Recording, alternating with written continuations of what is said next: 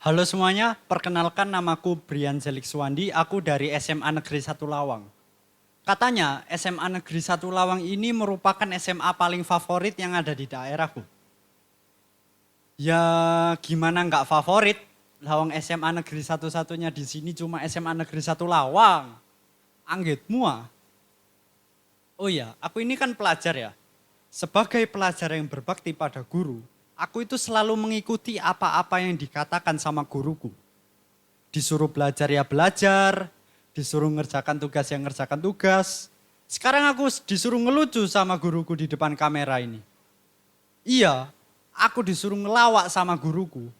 Udah stand up komedi online kayak gini nggak ada yang nonton, ketawanya goib semua.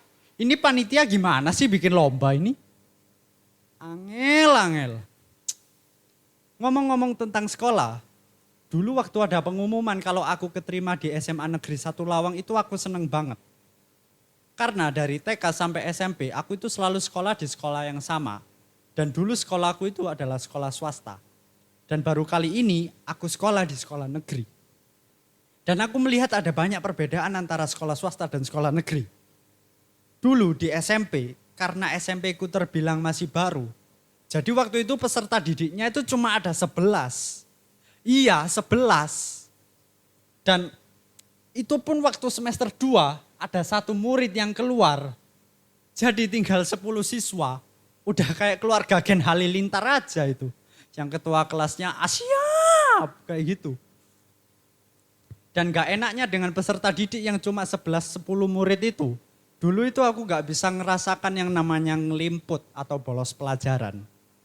Karena kalau ada 1 atau 2 anak yang ngelimput di kelas, saat itu juga langsung ketahuan siapa yang ngelimput di hari tersebut.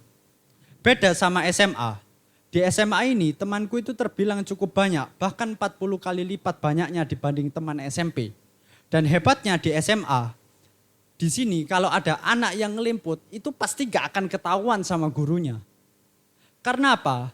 Karena gurunya juga ikut ngelimput. Iya, guru juga bisa ngelimput.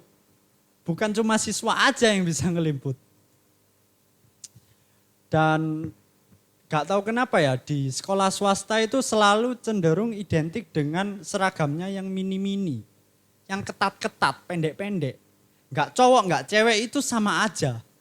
Dulu seragam SMP ku itu celananya itu cuman segini men. Udah kayak hot pants saja itu.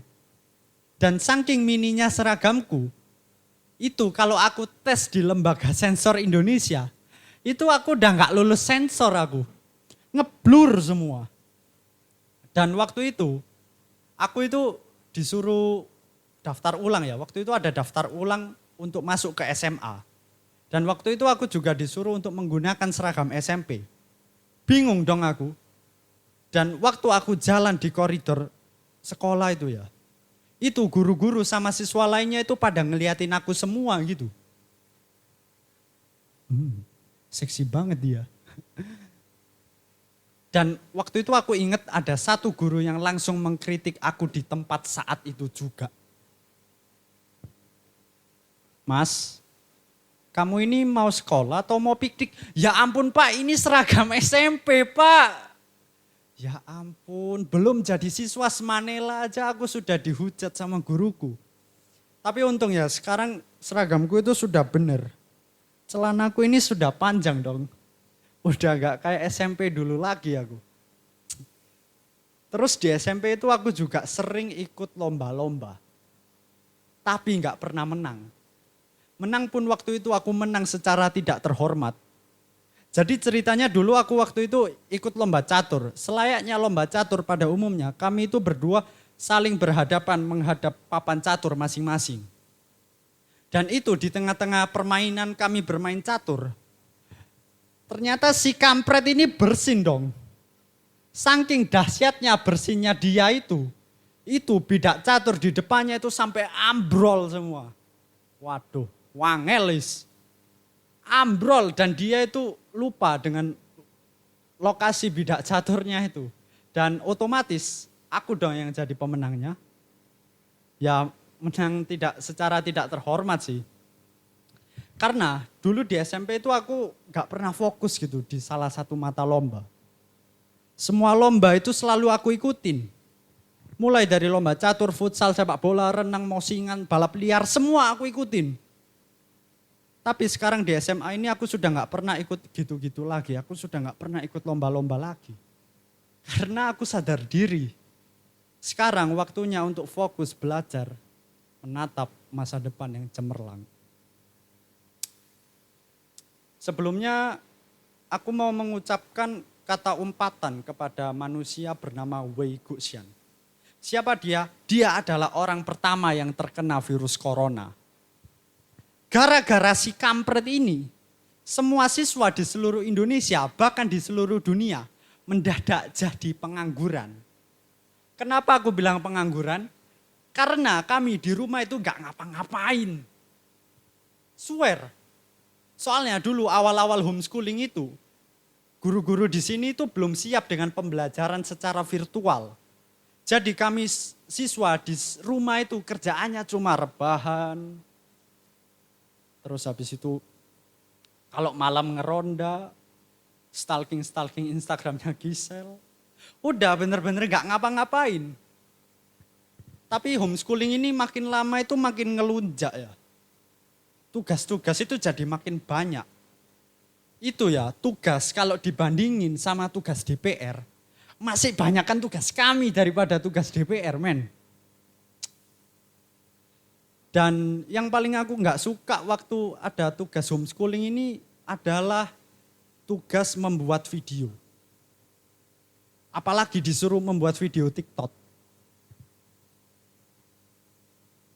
Ih, geli banget aku. Terus aku itu juga pernah mikir gimana kalau corona itu terjadi di tahun 80, tahun 90-an gitu ya. Zaman-zaman di mana internet dan HP belum berkembang seperti sekarang. Ya coba bayangin aja deh gimana susahnya mereka untuk belajar. Masa mau pakai walkie-talkie? Kan gak mungkin. Terus ya, lama-lama ini kan corona ini juga makin lama itu semakin mereda. Dan sekolahku itu sudah mulai membuka kembali pembelajaran tatap muka di sekolah. Tapi nggak tahu kenapa ya, sekolahku itu sekarang jadi makhluk paling posesif di dunia. Long dia aja lo nggak posesif. Jadi kami waktu pulang sekolah, kami para siswa SMA Negeri 1 Lawang itu, kami itu disuruh untuk share lokasi kami masing-masing. Buat apa coba? Gak penting banget. Mungkin bapak atau ibu guru di sini itu nggak mau atau cemburu gitu kalau kami para siswa Semanela itu main ke sekolah lain. Posesif banget gitu ya. Saking posesifnya pernah waktu itu HP ku itu sempat dirampas sama guruku. Brian, dicek WhatsApp-nya. Brian, ini chat siapa?